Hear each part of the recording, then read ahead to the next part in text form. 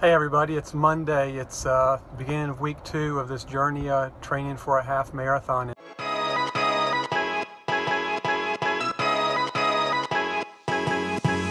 And like everything that's unscheduled and unplanned, I was supposed to run on Tuesday, Thursday, and either Saturday or Sunday this week, but life gets in the way, and I have a webinar tomorrow night, and that was the only opportunity I was going to get to run was tomorrow night. And so since I'll be teaching that, I had to run today. So still haven't had my MRI, waiting to hear back from the insurance company, so we all have to deal with that. So I'm hoping it's going to be Wednesday.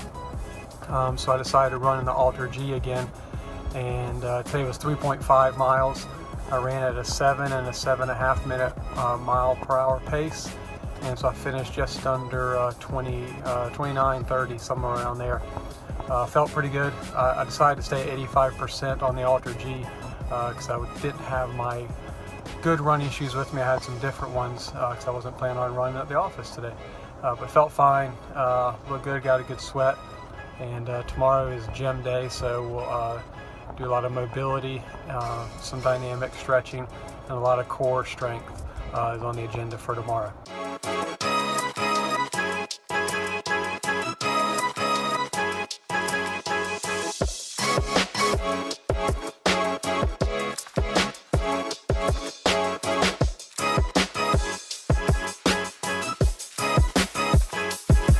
All right, I just finished my second run of the week, 3.5 miles, and felt pretty good. I did it on the AlterG again. Still haven't had my MRI. They're doing a insurance review to make sure it's pre-authorized and necessary. So yeah, instead of risking it, what I decided to do was get back on the AlterG, and this time I ran at 90% body weight instead of 85, and I did half of it at 7 miles an hour and another half at 7.5, and felt good. No difference in the speed for me.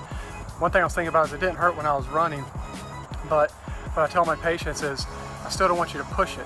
I want to see how it feels the next day, because it can not hurt while you're doing it, but then you overdo it and the next day you can barely walk. So I'm curious to see how I feel tomorrow. I'll give you an update, do some more core work and flexibility training, and I did my dynamic warm-up hip stability beforehand, and looking forward to a longer run this weekend. It'll be 5 miles, so looking forward to that.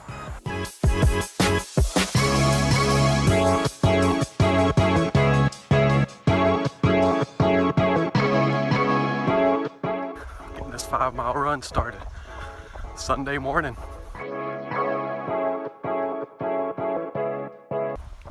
Had a little friendly gathering yesterday, so we'll see how it goes today.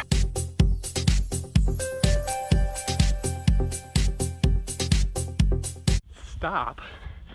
Nothing's gonna stop me. All right, halfway into my 2.5 miles, taking a 30 to 60 second walk break, and it's hot today. And I did not hydrate as much as I should have, and learning my lesson. So I know we gotta do lots of hydration. I also want to show you what I ran across today. See that bad boy? That's another reason why I'm not going to run barefoot. Might get bit by those things here in North Carolina. But my calves felt a little tight in the first half there. I stopped for a second and stretched them out. And it's actually both calves. We tried a little blood flow restriction yesterday on my left calf, see what that could do. And ankle feels fine. Calves are a little tight. We only did my left calf, but both of them are feeling tight. So got to finish this strong. We'll see how we go. All right, just finished the 5-miler, and last quarter was tough. Calves started cramping up a little bit. I think it's purely dehydration. Otherwise, it felt pretty good, and I'm doing this interactive so I can help amateur new runners out there and learn from my mistakes and see how you can do it if you can do it. From not running to a half marathon in 90 days. And for you runners out there, I have a couple questions. What do you do for water out there? What's the best thing you've seen? Put a message into Facebook or Twitter or Instagram, wherever you're watching this, and YouTube, and let us know what you have found best to hydrate while you're out there on the course. It's a beautiful day here in North Carolina, and getting a little hot. I'm sitting in the shade now, and a little humid, but wish I had a couple bucks with me and stopped at one of the gas stations and got a bottle of water. But what do you do for hydration out there? And secondly, somebody brought it to me yesterday that at Vegas, the elevation change is a little bit different, and you might be a little bit more difficult breathing and running. So any of you who've run out in Vegas or run out in elevation, does it make that big of a difference to you? And what are some things you did in your training to help offset that?